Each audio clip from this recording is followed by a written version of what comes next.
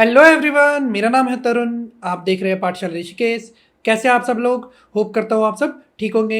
अगर आप चैनल पे नए हैं तो चैनल को सब्सक्राइब कीजिए और बेल आइकन ज़रूर दबाइए ताकि आप पे हर वीडियो की नोटिफिकेशन पहुँचती रहे। हम कर रहे हैं अपनी उत्तराखंड की क्वेश्चन सीरीज। आज हम उसी का नेक्स्ट पार्ट लेकर आए हैं, तो चलिए देखते हैं पहला क्वेश्चन आज का। हिमवीर संजीवनी योजना क्या है? हिमवीर संजीवनी योजना क्या है? जड़ी बूटी की योजना, स्वास्थ्य संबंधित, पर्यावरण सुरक्षा की योजना या आईटीबीपी जवानों से संबंधित योजना? ठीक है, तो चार ऑप्शन है आपके पास, चारों में से एक आंसर होगा, तो ये हो जाएगा ऑप्शन डी। आईटीबीपी के जवानों से संबंधित योजना है हिमवीर संजीवनी। आईटीबीपी द्वारा बहुत सारी योजनाएं चली जाती है, जिनमें से एक हिमवीर संजीवनी है। ठीक है, अगर देखो, वह मुख्यमंत्री जो दो राज्यों का मुख्यमंत्री बनने का गौरव प्राप्त है, कौन है वह मुख्यमंत्री? हेमवती नंदन बहुगुणा, नारायण दत्त तिवारी, भगत सिंह कोश्यारी या फिर नित्यानंद स्वामी? तो कौन है इनमें से? तो ये हो जाएगा ऑप्शन बी, नारायण दत्त तिवारी। नारायण दत्त तिवारी के बारे में कुछ जानकारी। 18 अक्टूबर 1925 से 18 अक्टूबर 2018 मतलब इस दिन इनकी मृत्यु हुई और इस दिन इनका जन्म हुआ था। कहाँ पर? अल्मोड़ा में। उत्तर प्रदेश और उत्तराखंड के भूतपूर्व मुख्यमंत्री थे, ये सबको पता है, दो राज्यों के। वह भारतीय राष्ट्रीय कांग्रेस के एक वरिष्ठ नेता थे, बिल्कुल। वह उत्तर प्रदेश के 3 बार मुख्यमंत्री, ये कार्यकाल है उनका, कब कब? उत्तराखंड के मुख्यमंत्री 2002 से 7 के रूप में कार्यरत थे।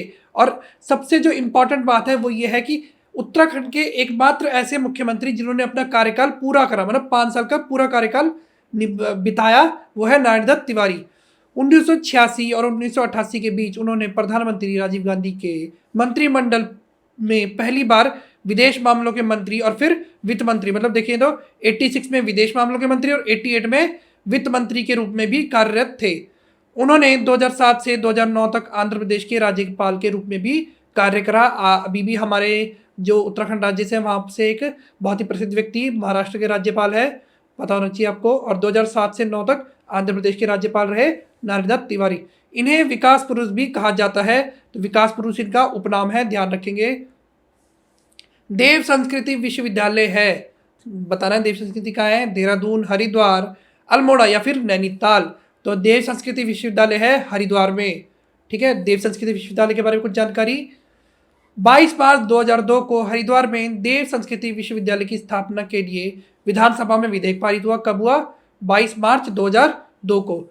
11 अप्रैल 2002 को देव संस्कृति विश्वविद्यालय की विधिवत स्थापना हुई। ठीक है ना, तो 22 मार्च को विधेयक पास हुआ और 11 अप्रैल को स्थापना हो गई 2002 में, जिसके संस्थापक पंडित श्रीराम शर्मा ने की, मतलब श्रीराम शर्मा इसके संस्थापक है। देव संस्कृति विश्वविद्यालय का संचालन वेद माता गायत्री ट्रस्ट शांति कुंज द्वारा किया जाता है। तो ये भी ध्यान रखना है आपने, क्वेश्चन बन सकता है कि देव संस्कृति विश्वविद्यालय का जो संचालन है वो किस संस्था द्वारा किया जाता है? तो वेद माता गायत्री ट्रस्ट शांति कुंज। अगला देखो, निम्न में से किसका संबंध साहित्य से है? 4 ऑप्शन है आप पे, आपको बताना है साहित्य से संबंधित व्यक्ति कौन सा है। तो ये हो जाएगा सीधा सरल answer option C, Shailesh Matiyani. Sankalp Khetwal की बात करें तो ये संगीत से जुड़े हुए हैं। ठीक है ना, अगर हरीश रावत की बात करें तो राजनीति, आप जानते ही है, हरदा के नाम से प्रसिद्ध। और रणवीर बिष्ट की बात करें तो ये कला से, ठीक है ना, कला से संबंधित है रणवीर बिष्ट। ठीक है, देखिए शैलेश मटियानी के बारे में कुछ जानकारी। शैलेश मटियानी का जन्म 1931 में अल्मोड़ा में हुआ था। राज्य के आंचलिक कथाकार है।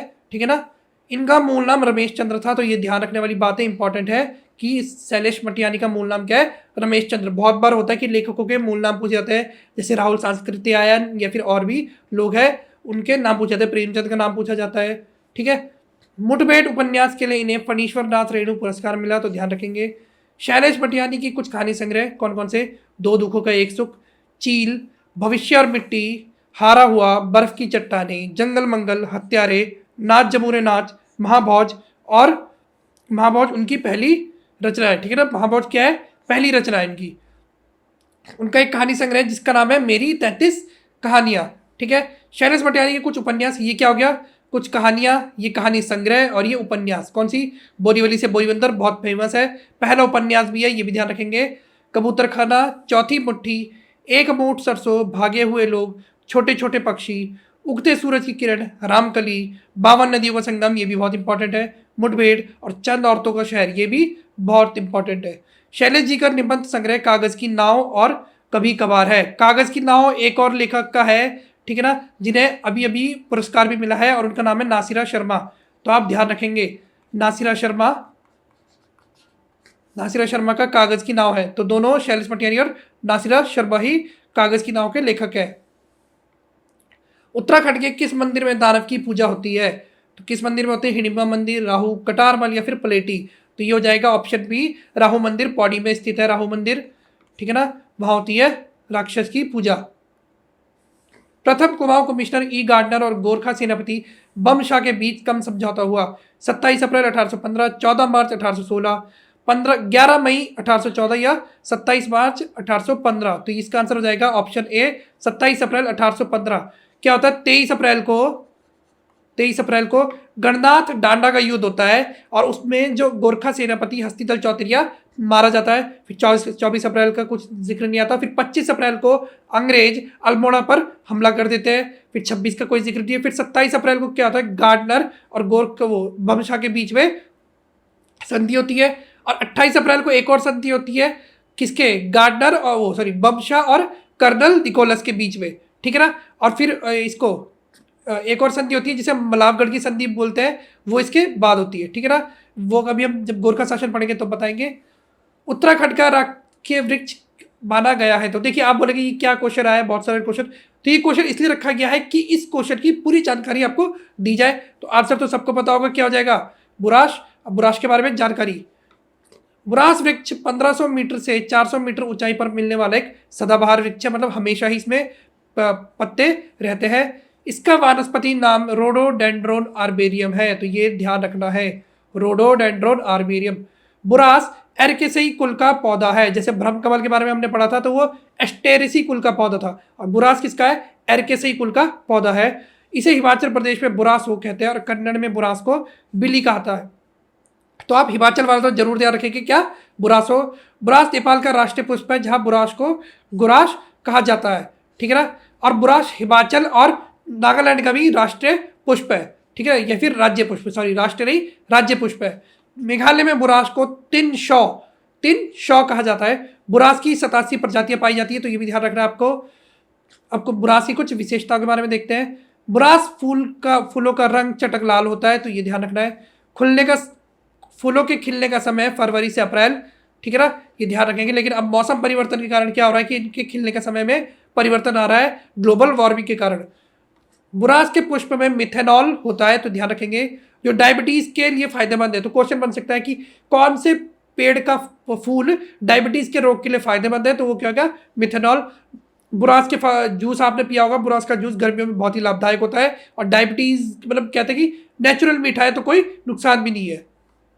बुरास वृक्ष को वन अधिनियम 1974 के तहत संरक्षित वृक्ष घोषित किया गया। डाक टिकट, मतलब बुरास में डाक टिकट कब जारी हुआ? 1977। आजकल डाक टिकट से बहुत सारे प्रश्न बनते हैं, तो आप ध्यान रखेंगे। ये सास बहू खेत नामक स्थल स्थित है। तो सास बहू नदियां तो आपने पढ़ ली होंगी, पता होगा, लेकिन आज हम बात करेंगे सास बहू खेत कहाँ है। तो सास बहू खेत है ऑप्शन ए, अल्मोड़ा में, ध्यान रखेंगे।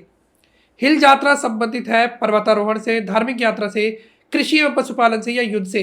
पिथौरागढ़ जनपद में होने वाली हिल यात्रा बहुत ही प्रसिद्ध यात्रा है, और ये संबंधित है कृषि एवं पशुपालन से, ठीक है ना।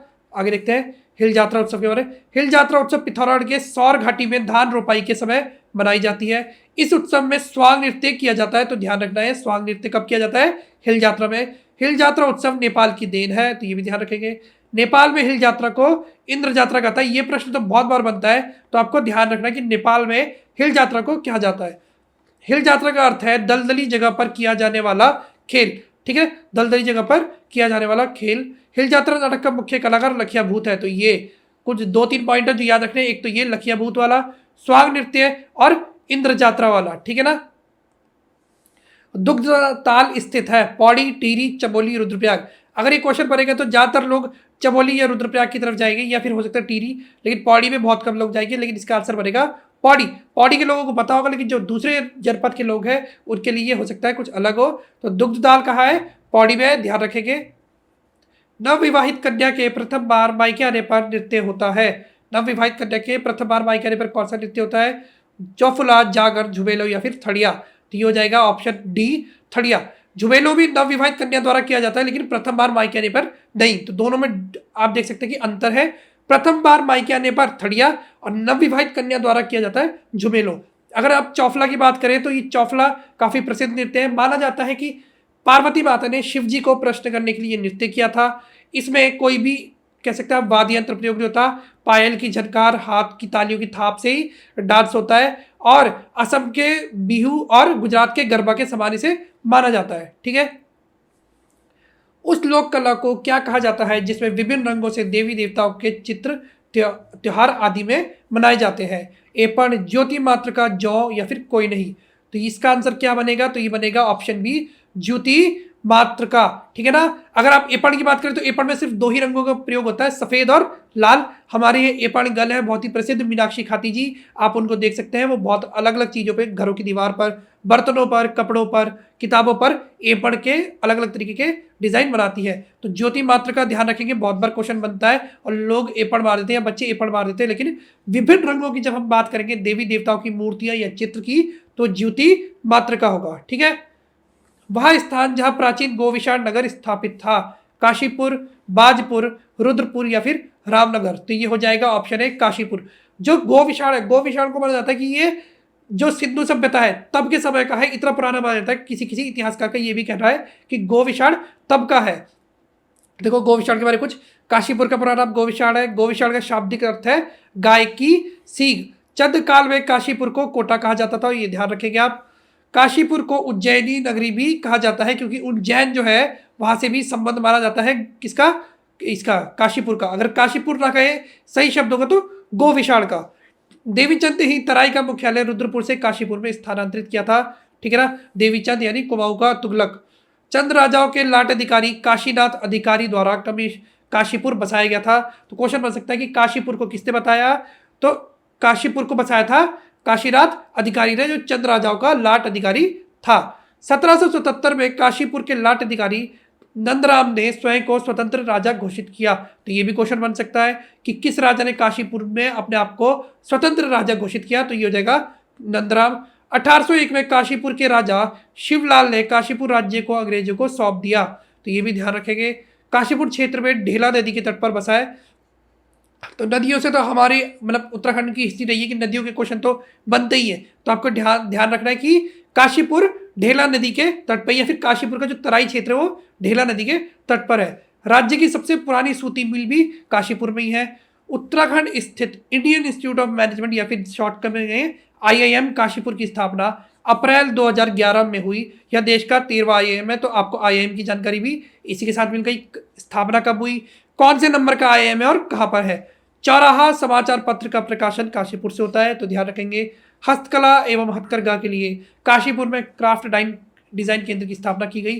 खोखरे का टीला काशीपुर में स्थित है। तो ये खोखरे का टीला एक जगह है जो कहाँ है, काशीपुर में, इसे भी आप ध्यान रखेंगे। ठीक है, वह जेल जिसमें नेहरू 1934-35 एवं 1945 में कैद रहे तथा उनके कक्ष को अब नेहरू वार्ड के नाम से जाना जाता है, तो वो कहाँ है? हल्द्वानी, अल्मोड़ा, सितारगंज या फिर पौड़ी। तो इसका आंसर बनेगा ऑप्शन बी, अल्मोड़ा। ठीक है ना। कुमाऊं रेजिमेंट का मुख्यालय स्थित है अल्मोड़ा, रानीखेत, बागेश्वर या फिर द्वाराहाट। तो अल्मोड़ा के रानीखेत में, आप देखिए ऑप्शन में अल्मोड़ा भी है, रानीखेत भी है। तो हमें और डीप में जाना है तो अल्मोड़ा ऑप्शन में, लेकिन अल्मोड़ा के साथ साथ रानीखेत भी दिया गया है। तो ये हो जाएगा ऑप्शन बी, रानीखेत। ठीक है। कुमाऊं रेजिमेंट की स्थापना 27 अक्टूबर 1945 को हुई। तो ध्यान रखना आपने। कुमाऊं रेजिमेंट का मुख्यालय मई 1948 में आगरा से रानीखेत लाया गया। तो ये भी ध्यान रखना है कि 45 में स्थापना आगरा में हुई थी, लेकिन जो रानीखेत तब कब लाया गया? 1948 में। 1917 में कर्नल लैंगर ने प्रथम कुमाऊं राइफल की स्थापना की, जिसे अब बटालियन 3 कुमाऊं कहा जाता है। तो ये ध्यान रखेंगे। कुमाऊं रेजिमेंट के थल सेना के से 3 थल सेना अध्यक्ष हुए, कौन कौन से? श्री नागेश, M थिमैया और N रैना। कुमाऊं रेजिमेंट के 4 बटालियन के मेजर सोमनाथ शर्मा भारत का प्रथम वीर चक्र दिया गया था। तो कौन सी बटालियन के थे आपको ये ध्यान रखना है। सोमनाथ शर्मा तो आप हर कोई याद रखता है, तो 4 बटालियन के थे। 1962 चीन युद्ध के समय मेजर शैतान सिंह को परमवीर चक्र मिला। तो ये भी ध्यान रखेंगे आप। दूसरे व्यक्ति परमवीर चक्र पाने वाले शैतान सिंह 13वीं बटालियन के थे। तो आपको ये ध्यान रखना है, 4 बटालियन के सोमनाथ शर्मा, 13वीं बटालियन के शैतान सिंह। कुमाऊं रेजिमेंट में 13वीं व 15वीं बटालियन को भारतीय सेना में वीरों का वीर कहा जाता है कि 13वीं और 15वीं बटालियन को। कुमाऊं रेजिमेंट प्रथम रेजिमेंट जिसे 1961 में राष्ट्रपति द्वारा कलर प्रदान किया गया। कुमाऊं रेजिमेंट में लेफ्टिनेंट जनरल नरेंद्र कुमार ने नंदा देवी पर्वत का सफल आरोहण किया था। तो क्वेश्चन बन सकता है कि कुमाऊं रेजिमेंट की किस लेफ्टिनेंट कर्नल ने नंदा देवी का आरोहण किया था? तो नरेंद्र कुमार ने। कुमाऊं रेजिमेंट के नाम पर 1988 में डाक टिकट जारी हुआ जिस समय हरिद्वार की स्थापना हुई, इससे आप ध्यान रख सकते हैं। कुमाऊं रेजिमेंट की 2 छावनी है। अल्मोड़ा छावनी 1815 में जब गार्डनर ने लाल मंडी किला जीता तब इसे फोर्ट मोहरा नाम दिया, और दूसरा रानीखेत छावनी 1871। ठीक है ना, ध्यान रखेंगे ये। उत्तराखंड के कुछ क्षेत्रों में महिलाओं द्वारा मनाया जाने वाला त्योहार आठू में किन देवी देवताओं की पूजा की जाती है? शिव पार्वती, विष्णु लक्ष्मी, राधा कृष्ण या फिर शक्ति की? तो किसकी पूजा होती है? तो ये हो जाएगा ऑप्शन ए, शिव और पार्वती की। सीता माता जी धरती में किस स्थान पर समाई थी? बैजनाथ, मसूरी, बंसार या फिर जागेश्वर? तो इसका आंसर बनेगा ऑप्शन सी, बंसार। अगर देखो, उस स्वतंत्रता सेनानी का नाम क्या था जो चंद्रशेखर का साथी भी रहा, जिसके साथ चंद्रशेखर आजाद दुगड्डा भी आए थे? चंद्र सिंह गढ़वाली, श्रीदेव सुमन, भवानी सिंह रावत या नागेंद्र सकलानी?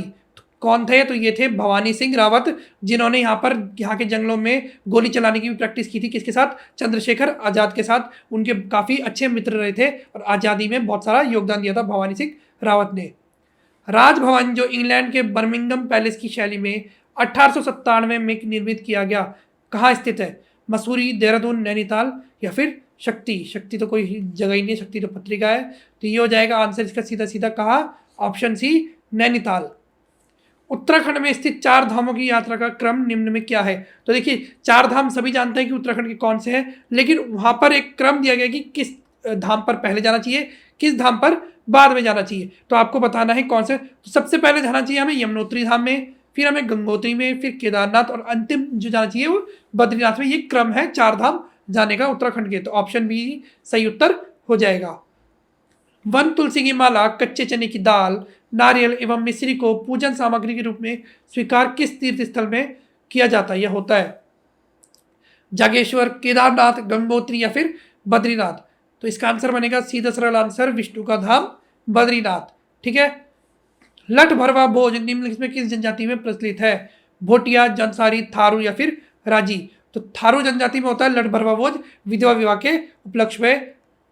देखो, थारू की विशेषता के बारे में कुछ जानते हैं।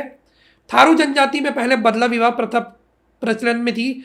बदला विवाह के तहत बहनों का आदान प्रदान किया जाता है। मतलब एक स्त्री है वो जिस घर में बहू बनकर जाएगी, उसी घर की जो लड़की है वो उस घर में बहू बनकर आ जाएगी। लेकिन अब इनमें 3 टिकटी विवाह प्रचलित हो चुका है। 3 टिकटी भी बदला विवाह की तरह है, लेकिन उसमें क्या फ़र्क है कि 3 टिकटी में उसी व्यक्ति की बहन ना होकर उसके किसी रिश्तेदार की बहन से विवाह किया जाता है।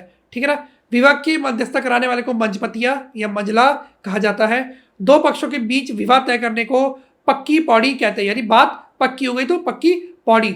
विवाह की सगाई की रस्म को अपना पराया कहा जाता है। अगर भोटिया की बात करें तो भोटिया में सगाई को क्या कहा जाता है? थौची कहा जाता है। विवाह तिथि तय करने वाली रस्म को बात कट्टी कहते हैं। थारू लोगों को विवाह प्राय माघ या फुलेरा दूज में होता है। विवाह के बाद जब लड़की स्थायी रूप से लड़के घर आ जाती है तो इस रस्म को चाला कहते हैं। ठीक है ना। होता क्या है कि जब विवाह होता है तो लड़की जैसे घर जाती है दूल्हे के, उसके दोबारा बाद क्या होता है वो अपने मायके चली जाती है, और फिर कुछ समय बाद जब परमानेंटली वो अपने पति के घर आ जाती है तो उस प्रचलन को या उस रस्म को चाला कहा जाता है। थारू में विधवा विवाह भी प्रचलन में है। विधवा विवाह के अवसर पर लड़की का पिता अपनी विरादनी को भूल देता है, जिसे लठ भरवा भोज कहा जाता है। थारुओं में महिला को तलाक देने का अधिकार है, जिसे उरारी कहा जाता है। ये भी ध्यान रख सकते हैं आप। गेवाड़ क्षेत्र का संबंध किस जनपद से है? गेवाड़ क्षेत्र कहाँ पर है?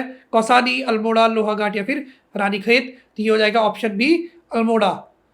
नैनसार नाम से जाना जाता है, नैनसार किस जगह का नाम है? लाखामंडल, नैनीताल, बैजनाथ या फिर जागेश्वर? तो ये आप अगर पता हो तो आप बहुत आसानी से टिक लगा सकते हैं। ये हो जाएगा नैनीताल, नयन ना और ना से नैनीताल। ठीक है। चलिए आज के लिए बस इतना ही। ऐसी जानकारियों के लिए जुड़े रहिए पाठशाला ऋषिकेश से। वीडियो पसंद आई तो लाइक कीजिए, कमेंट कीजिए, कमेंट में हमें अपनी राय बताइए। ठीक है। और आप हमें फेसबुक, इंस्टाग्राम और टेलीग्राम पे भी ज्वाइन कर सकते हैं। टेलीग्राम पे पाठशाला ऋषिकेश और पाठशाला ऋषिकेश ग्रुप सी नाम से ग्रुप से आप उन्हें ज्वाइन कर सकते हैं। वहाँ पर PDF भी प्रोवाइड की जाती है, जो भी क्वेश्चन सीरीज होती है। आज की PDF भी आपको वहाँ पर मिल जाएगी। धन्यवाद।